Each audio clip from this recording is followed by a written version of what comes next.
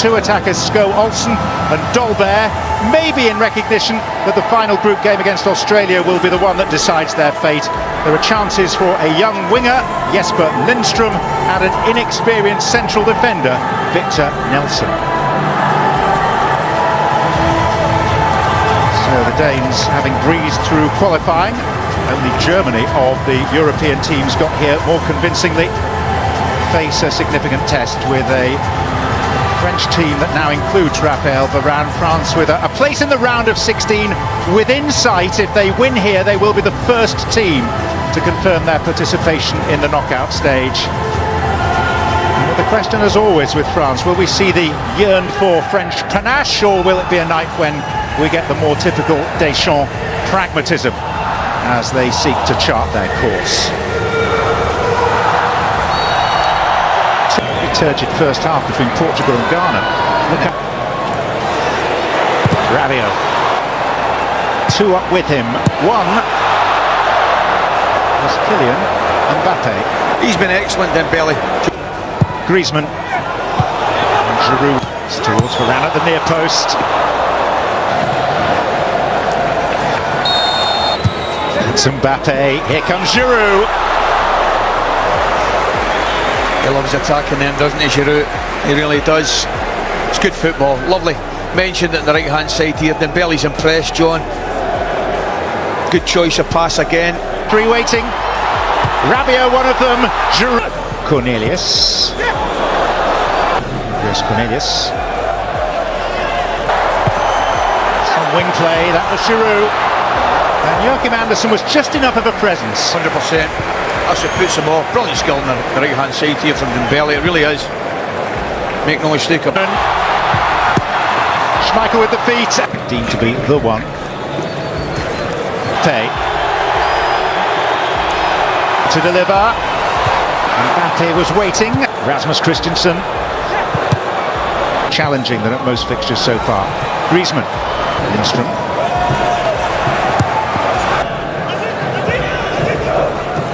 Groups of fans and lots of empty seats as Denmark. Giroud was interested for a millisecond. Mbappé. Encore toujours. Cette fois-ci, c'est la lucarne opposée et le doublé, comme il y a 4 ans à 15 ans contre l'Argentine. Voilà le héros de ce début de Coupe du Monde, le visage du football français pour le monde entier. Il est sous nos yeux. 3-0 pour les Bleus. Le quart de finale est là. Et Mbappé est grand. Ouais, cette fois-ci, il a choisi l'autre côté. Kylian Mbappé, incroyable. Incroyable match. Il a été sur tous les coups, doublé, passeur et sublime but encore. Quelle chance d'avoir un joueur aussi différent.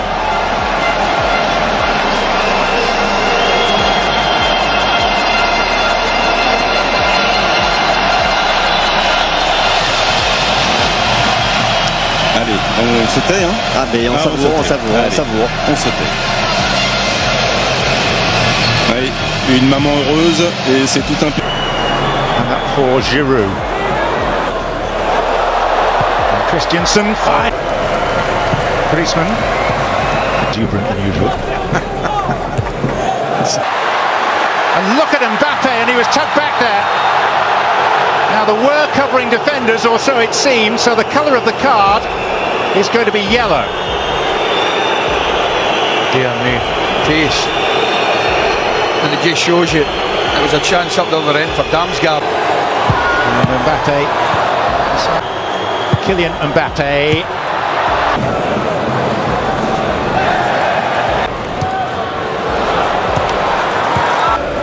Particularly in the absence of the Italians, as Eriksen. And there's the header that brings the first moment of excellence from Schmeichel. Rabiot getting forward to augment the attack. Times he's run brilliantly, John. Times he's run. It's all about the time in the run from Rabiot. Just getting in front of the defender. Again, great cross on the right hand side here. Through the middle, and for now the flag is down still. Back to Dembele, who began the move. Sont les inspirations de Griezmann. Et je peut-être. Ouais, Olivier Giroud, numéro 52. Et les Bleus mènent 1-0 au meilleur des moments possibles, juste avant la pause. Giroud le record. Et les Bleus devant. Et le ballon, quand c'est Kylian Mbappé qui donne ce magnifique ballon, on va le revoir à la limite du hors-jeu pour Olivier Giroud, mais parfaitement dosé. Et ils vont fêter un petit peu le record, hein, prendre 2-3 secondes ensemble pour faire la fête à Olivier Giroud. Oh, quelle histoire quand même, quelle histoire! Et ça fait un peu de bien, ça fait un peu beaucoup de bien même. Ah oui, parce qu'on était dans un temps faible côté français. Allez, on va revoir ce ballon.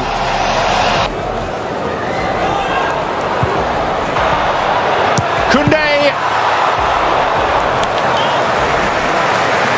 Mbappe again, isn't it? It's amazing, John. I'm watching him when he comes inside. He goes to cross. Nutmeg there, cheeky. Adrien Rabiot. Against Australia. Off goes Thuram. Nelson this time. Mbappe. Final sights. Kylian Mbappe. I actually don't know where Giroud's going. I've got no idea where he's going there. Just get out Mbappe's road and let him get on with it.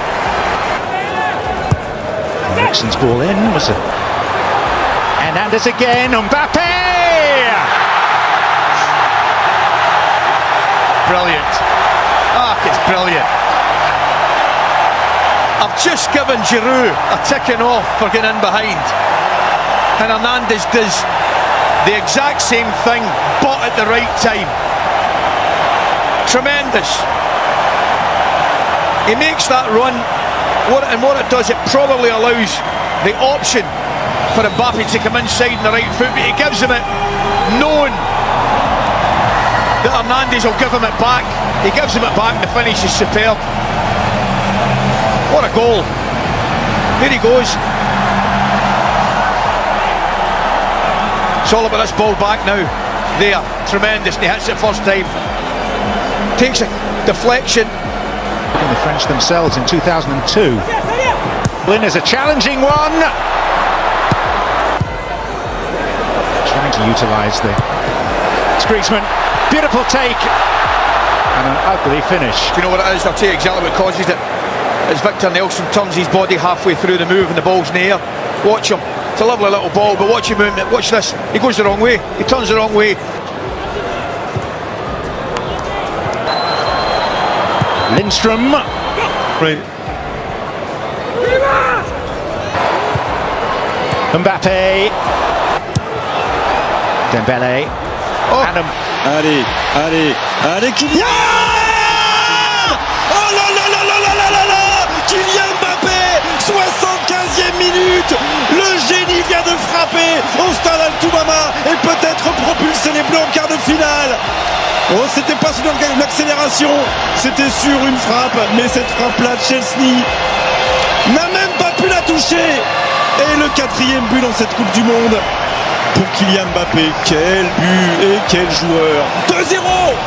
Ouais, et on le sentait venir à chaque fois sur les attaques rapides. On posait énormément de problèmes par la vitesse, notamment de Kylian Mbappé. Et là, cette fois-ci, on va revoir ce but parce qu'il a fait mine d'aller ouvrir son pied, d'aller chercher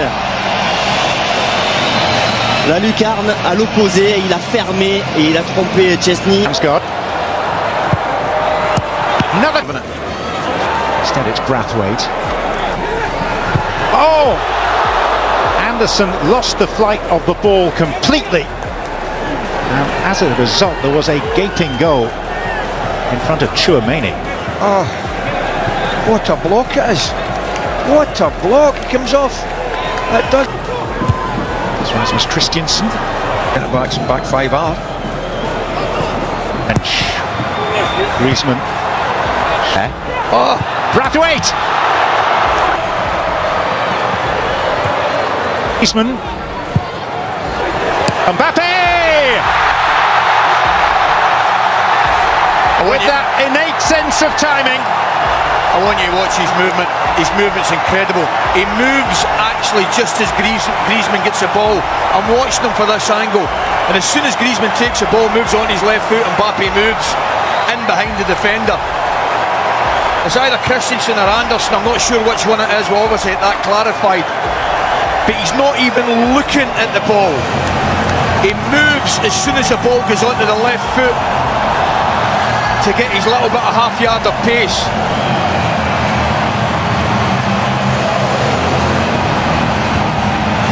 Brilliant, absolutely terrific movement. He will see it. Here he goes. Keep your eye on him.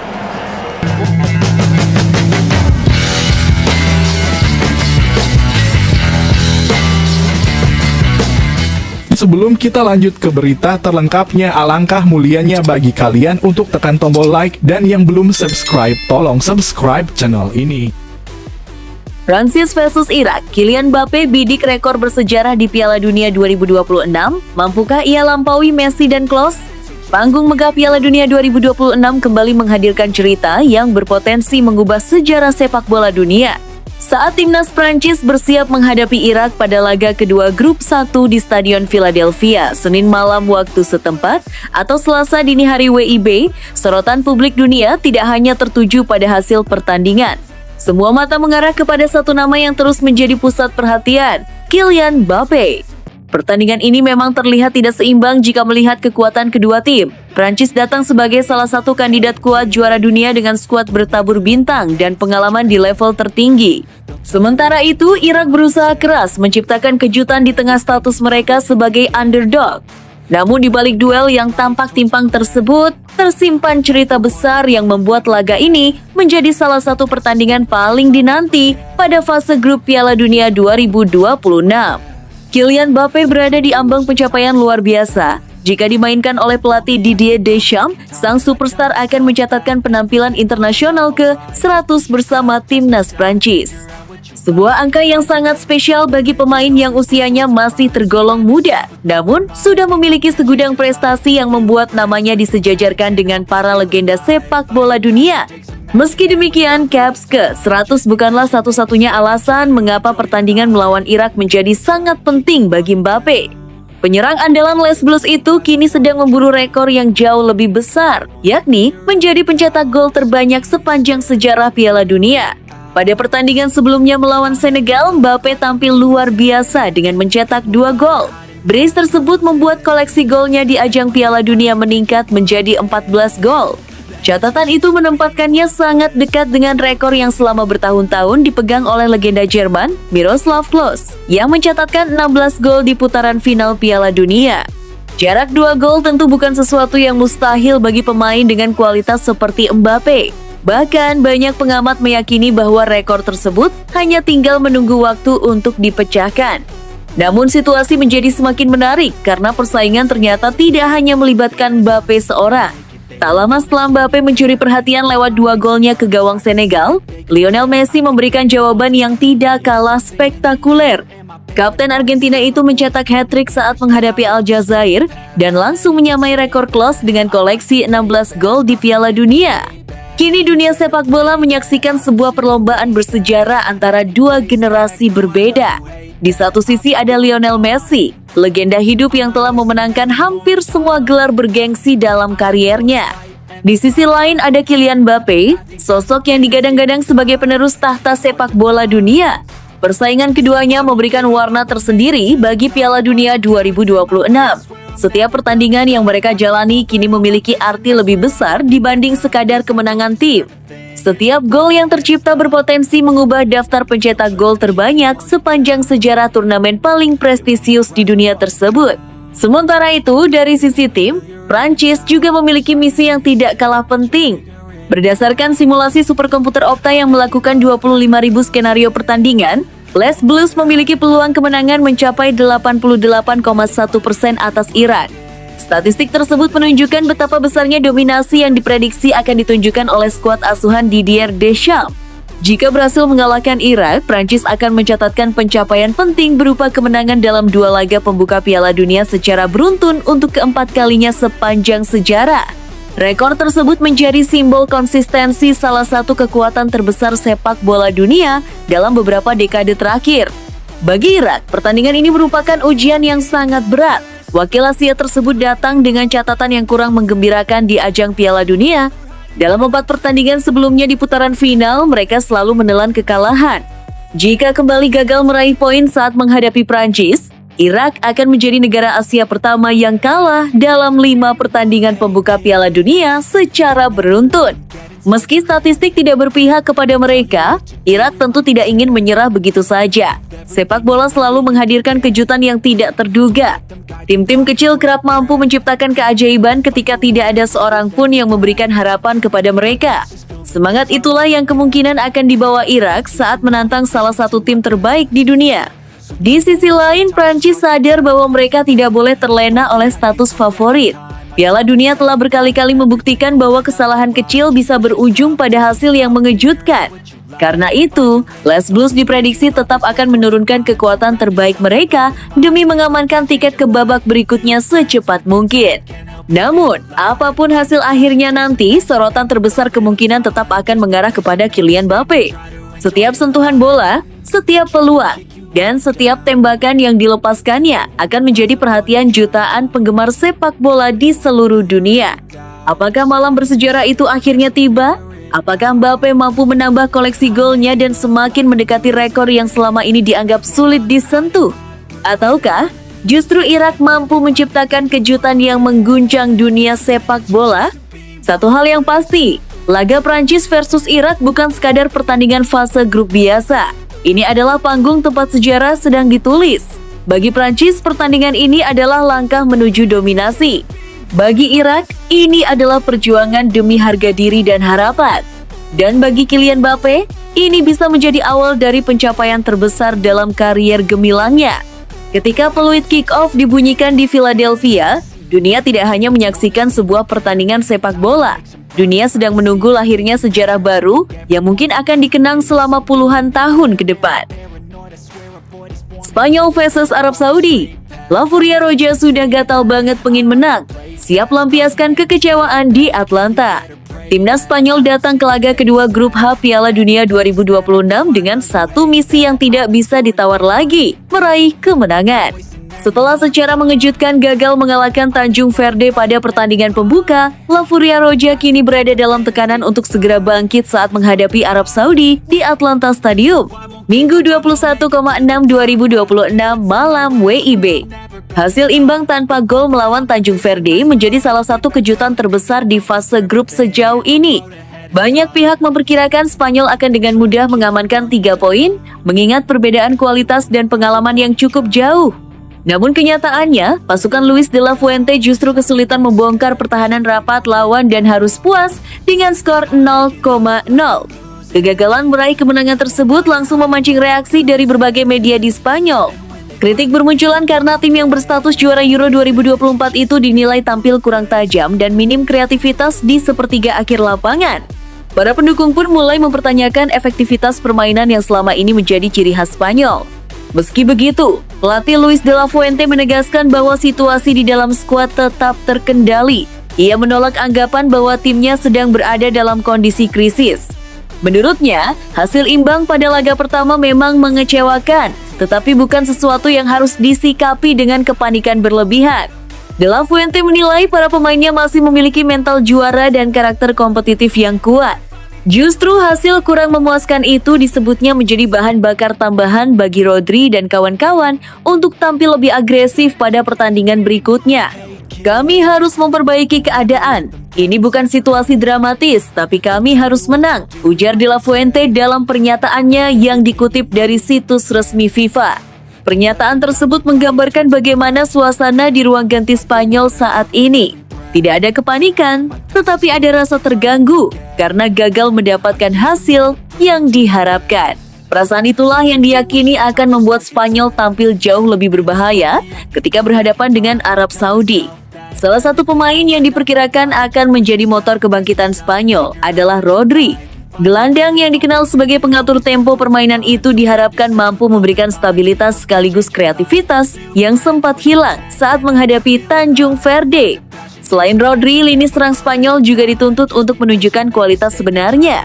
Pada laga sebelumnya, peluang demi peluang memang berhasil diciptakan. Namun penyelesaian akhir yang kurang maksimal membuat Spanyol gagal mencetak gol. Situasi tersebut menjadi pekerjaan rumah utama yang harus segera dibenahi jika mereka tidak ingin kembali kehilangan poin. Di atas kertas, Spanyol tetap lebih diunggulkan dibanding Arab Saudi. Dari segi kualitas individu, pengalaman bertanding di level tertinggi, hingga kedalaman skuad, La Furia Roja memiliki keunggulan yang cukup signifikan. Namun Piala Dunia selalu menghadirkan kejutan sehingga mereka tidak boleh menganggap remeh lawan. Arab Saudi sendiri datang dengan kepercayaan diri tinggi. Tim asal Asia tersebut memahami bahwa tekanan besar justru berada di kubu Spanyol. Kondisi itu bisa menjadi keuntungan tersendiri karena mereka dapat bermain lebih lepas tanpa beban berlebihan. Jika melihat sejarah pertemuan dan kualitas skuad saat ini, Spanyol memang memiliki peluang lebih besar untuk mengamankan 3 poin. Namun kemenangan tidak akan datang begitu saja.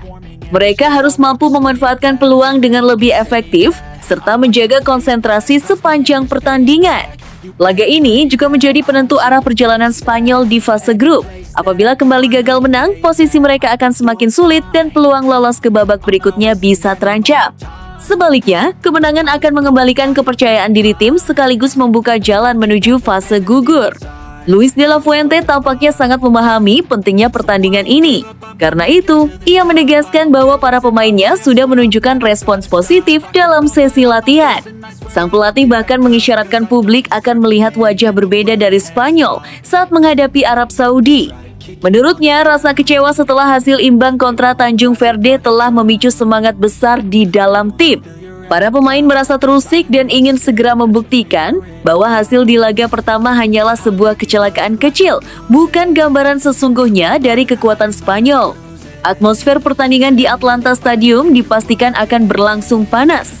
Ribuan pendukung Spanyol berharap tim kesayangannya mampu menunjukkan performa yang lebih tajam, lebih agresif, dan lebih efektif di depan gawang lawan. Kini semua mata tertuju pada La Furia Roja. Akankah mereka berhasil melampiaskan kekecewaan dan meraih kemenangan perdana di Piala Dunia 2026? Atau justru Arab Saudi mampu menciptakan kejutan berikutnya yang mengguncang persaingan grup H? Satu hal yang pasti, Spanyol sedang dalam kondisi gatal untuk menang. Setelah dibuat frustrasi pada laga pembuka, pasukan Luis de la Fuente siap turun dengan semangat berlipat ganda. Arab Saudi pun harus bersiap menghadapi amukan tim yang sedang haus kemenangan dan bertekad membungkam semua kritik yang menghampiri mereka.